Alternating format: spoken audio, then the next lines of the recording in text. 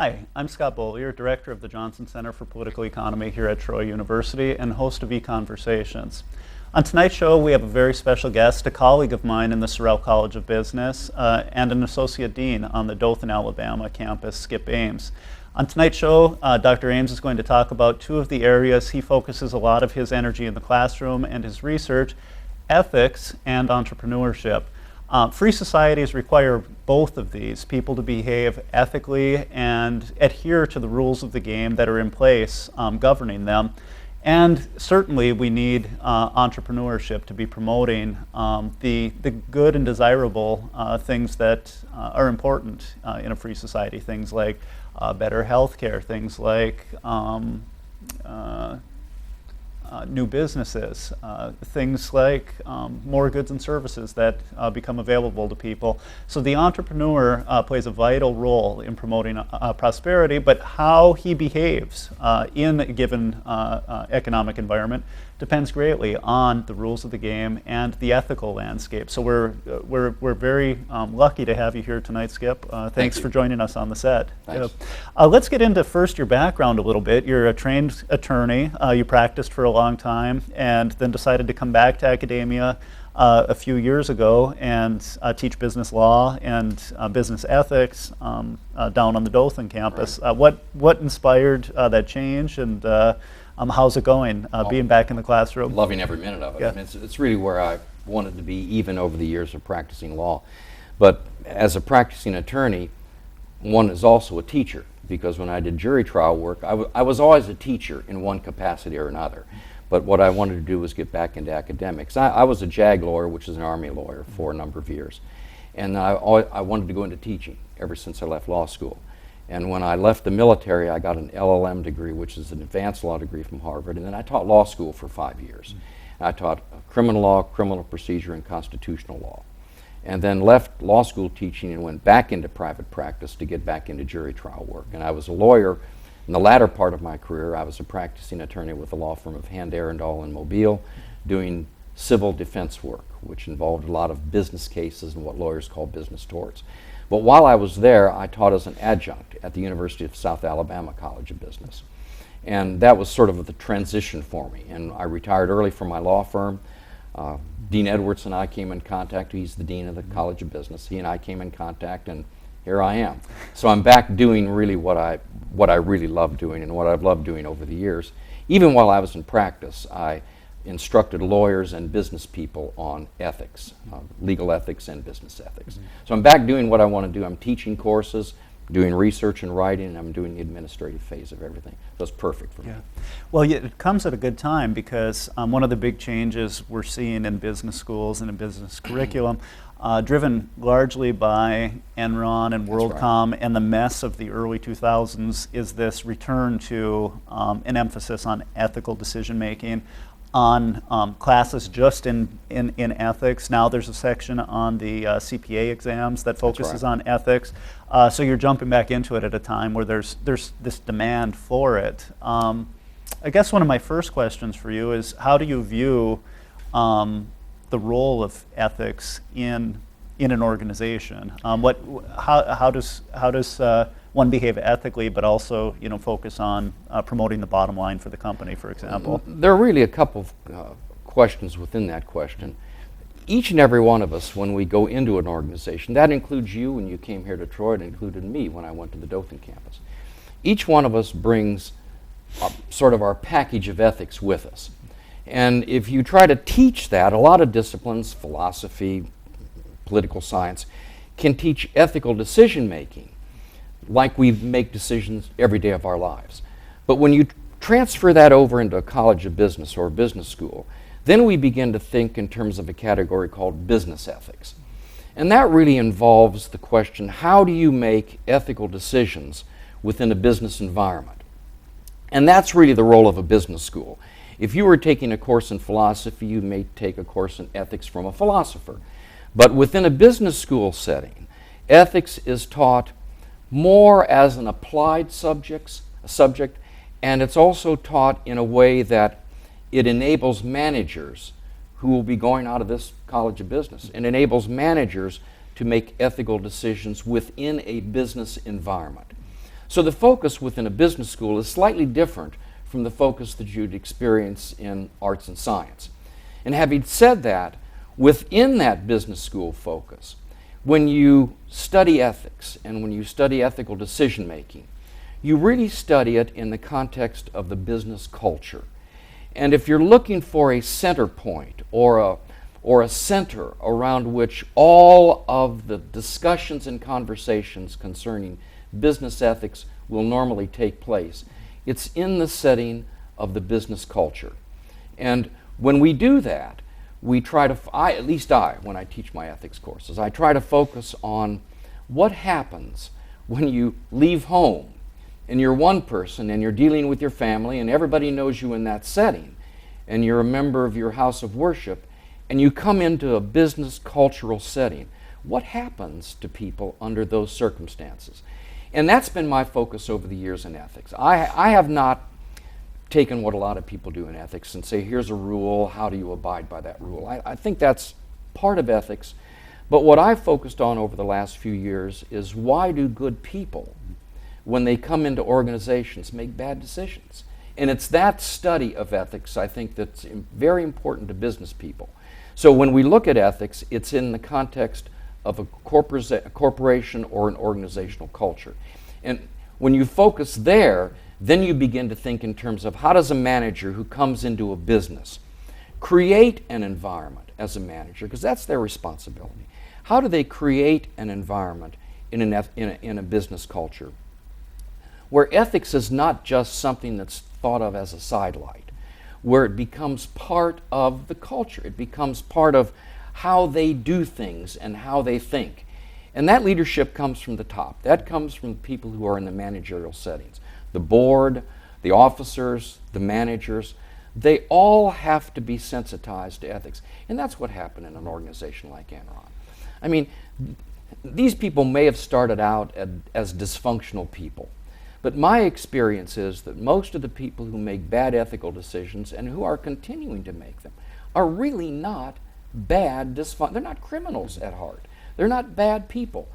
They get into a place where pressures take place, other considerations come in on them, and they make bad ethical decisions. And to me, that's the best way a business school can approach the question of ethics.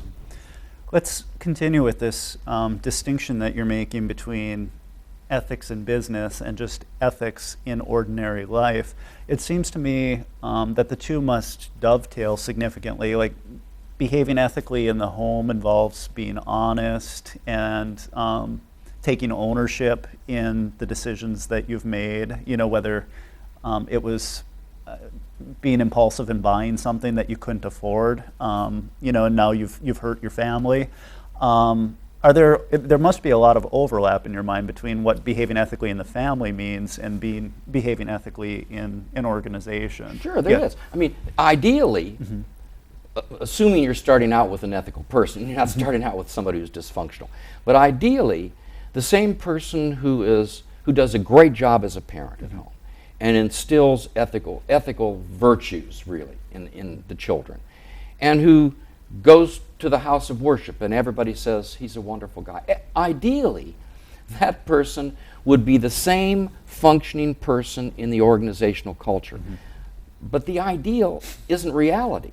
What happens to some, not to everybody, but what happens to some people is that they, and I use this term when I teach my class, there's been a resurgence of psychological literature and studying in the area of ethics, especially in my profession as a lawyer, because when Enron happened and when WorldCom happened, the question that everybody asked was, where were the lawyers? Where were they? How could they let this kind of thing happen? And the same thing is true with accountants. We call those people now in my profession and in business ethics, we call them gatekeepers. These are the people who keep the gate in the organizations. Well, the gatekeepers flat out failed during those years. And one of the reasons they fail, and one of the reasons I found, and I saw it in my cases over the years, because I saw good people doing very bad things. And I asked the question, how can this occur? Psychologists will tell us, and this sounds, I don't want to get too theoretical, but psychologists will tell us that there's a thing called role differentiation, where the role you play at home may not be the role you play in that organization. So if you start out with that risk, that psychological risk, then you have to say to yourself, what happens in the organization that forces you or allows you or pushes you in a direction that's your role differentiating, that you are different from the people who knew you at home. And that to me is the most important study of ethics for business people and business cultures. So when you say they mesh, yeah, ideally they mesh, but the reality is that the people who have driven these corporations in a bad direction, they don't mesh. They're very different people at work than they are at home. And most of the time, the cases that you read, the stories that you read, these are otherwise good people. I had them in my cases. I mean, I had a classic case one time where people falsified repair records for airline parts. And the falsification would have resulted in an engine of a plane blowing apart in the air, catastrophically killing hundreds of people. When I went behind the people who did that, I talked to people, I said, do you know the person who signed and falsified this tag? Consistent response was, oh, I know him. He's a great guy. He's a father. He's a deacon in our church. This is the same guy. When he went into the corporation, falsified a yellow tag that put at risk the lives of hundreds of people. And you have to ask yourself, and that's what I've asked myself over the years, why? How does this person make transition from point A to point B? So ideally, that's a long answer, but ideally you're right. They should mesh. But what we see and what I've seen happening over the years is that they split apart. Yeah. They're very different tracks that people follow. Economists like myself would say that some of what we're seeing in terms of behaviors that are unethical are just issues of incentives, that if you were to change the incentives within a firm or an organization, you could get much different behavior. And here's an example. The incentives during the housing boom leading up to the financial crisis of 2008 were tremendous for mortgage brokers and for bankers just trying to get deals done. If they got deals done real quickly, the bonuses were going to be great. There was a lot of short-term money just out there. And it caused a lot of them to not look at credit reports, to just give money to people who were making $10,000 a year and just going on faith that these people could repay, offering products where the person was just going to be upside down in their mortgage. And in my mind, the incentives were just really messed up in some of these firms, encouraging people to just focus on the quick transaction. So when we talk about ethics, what role does incentives play, and then what role does what you're talking about, this deep commitment to core values play? There must be some balance between the two. That's my airline parts case. When I talked to the guy, and they were very candid with me, when I talked to the guy who falsified the yellow tags, the response I got was, our quality control manager said we had to get the product out so that we could get the revenue in. That's the story. I mean, that really is the story. But when you ask that question, and when you pose it that way, that leads us back to the central focus that I'm talking about, and that is the corporate culture. So today, because of Enron, there's a huge emphasis on having compliance and ethics programs. I've had cases where they had, on the wall, they had a very nice looking code of conduct, an ethics code of conduct. But the reality is, that wasn't part of what they did, and that wasn't part of how they operate. It looked good, it was up on a wall, but it wasn't who they were. So from the standpoint of a lawyer, from the standpoint of business people, you have to create a culture within your organization that really does two things, and most people don't think of it in this way. The good corporate culture will create incentives and things that people will follow and that will nurture people in organizations so that they will be good citizens within that community. But what you also want to do, and this is the very important component that I rarely hear people talk about, and that when I say it to business people, it really strikes a chord with them. Not only do you want to have a corporate culture that nurtures the good people and that says to them, we assume you're good. You're good and we are too. and you're going to be able to succeed in this organization by being good. You got to send that message in a business organization.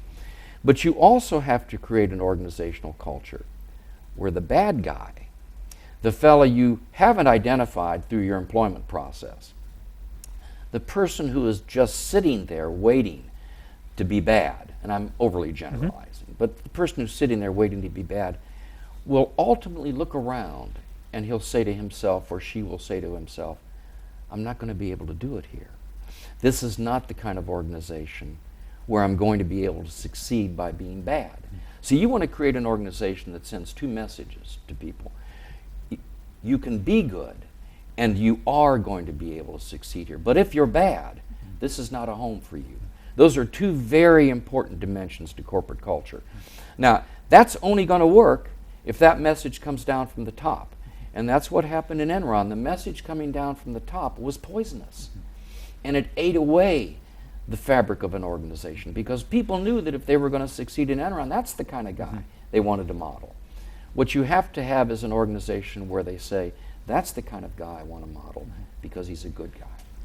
Let's talk about this poisoning of an organization like Enron and what creating an ethical corporate environment might mean for a firm's bottom line. I would imagine a lot of firms think about doing good as being very costly. When you have people who are treating one another fairly and they're not competing ruthlessly with each other, and sometimes when you have an environment where they're not kind of undercutting another peer within the workplace, maybe you're sacrificing some profitability and some returns that could be enjoyed. So can behaving ethically be consistent with long-term value for your company? And here I have in mind an example, BB&T, the Southern Regional Bank, a very large bank now.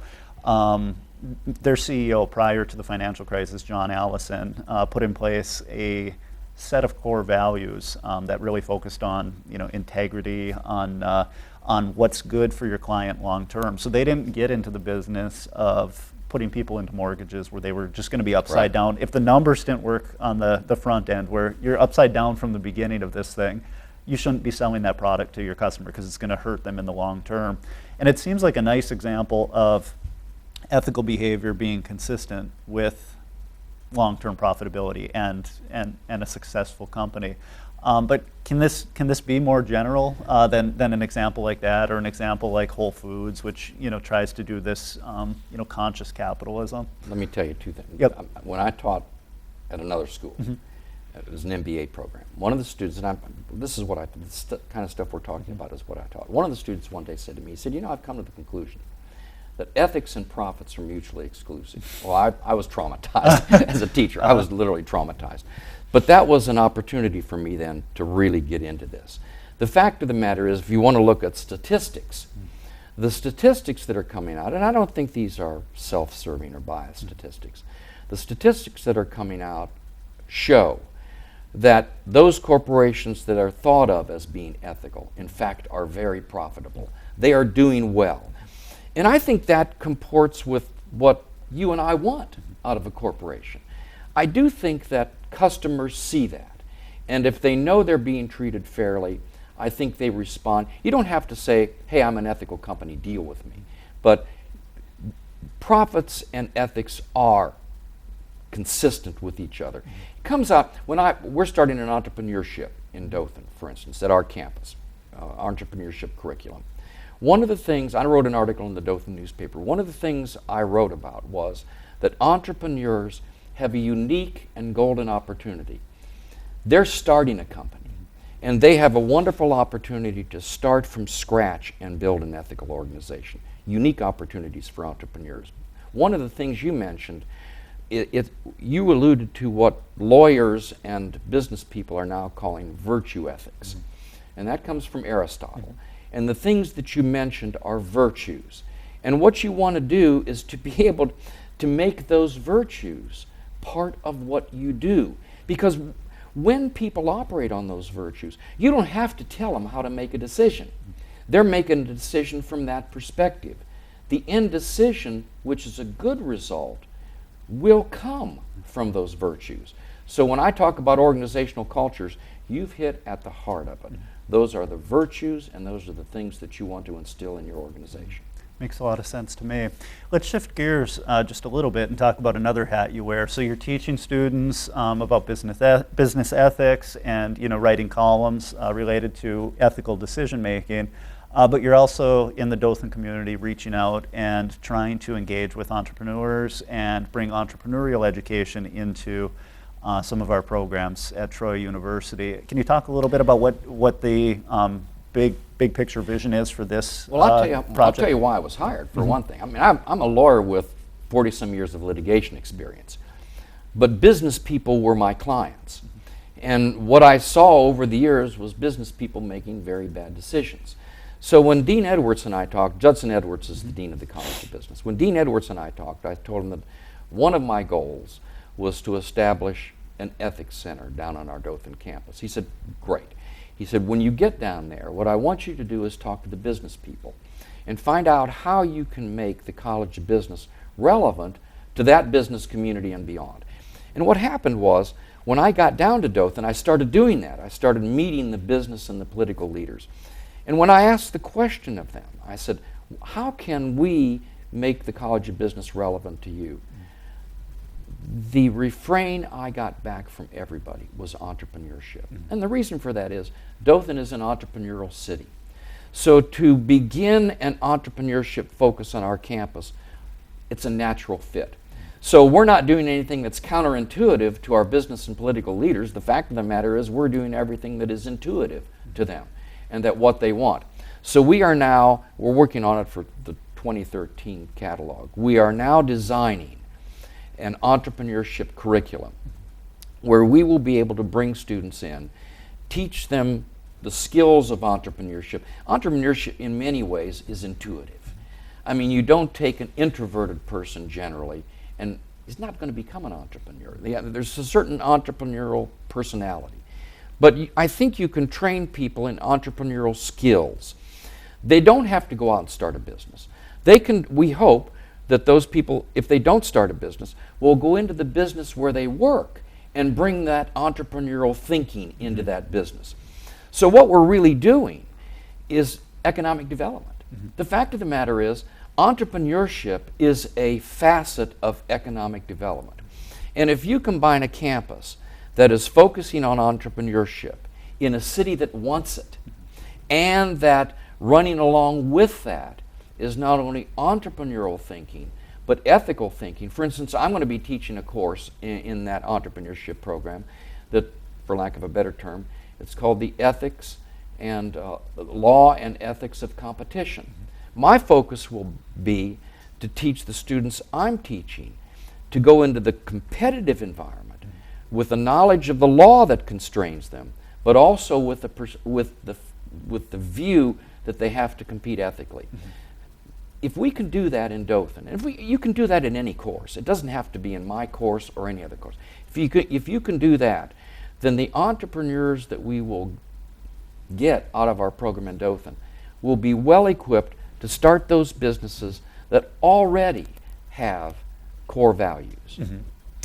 That's really exciting what you're doing there, and there's been some private money that's been put into trying to get the ball rolling on developing an entrepreneurship center, if I understand. And, hopefully, yes, there has been. Yeah. But the entrepreneurship program as we envision it is not just going to be sit up on a hill in academia.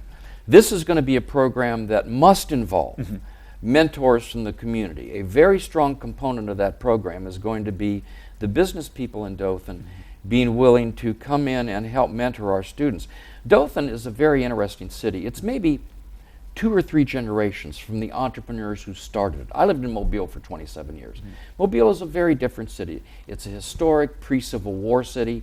Dothan didn't begin that way. Dothan began by entrepreneurs who started that city. We're maybe only 1, 2, or 3 generations from the people who began Dothan. And so these people in Dothan, the business community in Dothan, are well postured. They're entrepreneurs to begin with. So it's going to be a hand-in-hand combination of their efforts as entrepreneurs to help bring those skills to bear on our students as mentors, and us as academics to give them the appropriate skills, management, finance, where they can combine entrepreneurial thinking with business thinking.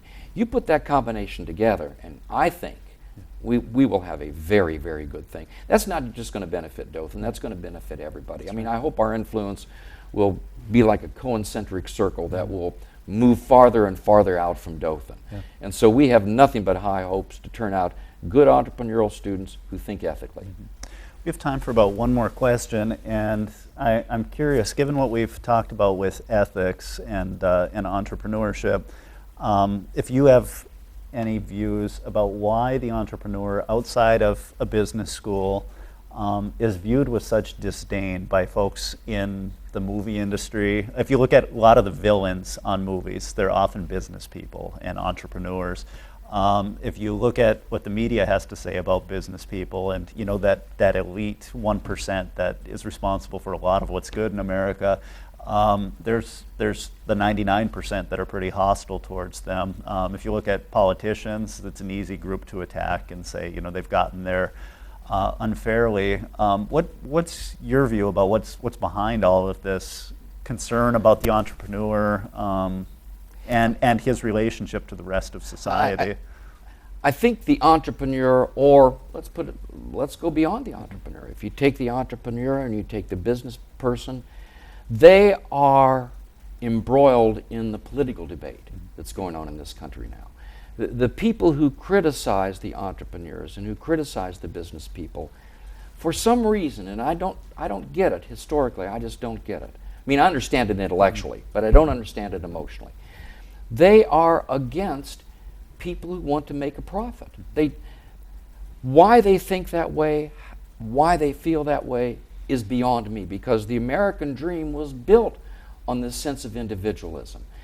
The entrepreneur is the true individualist.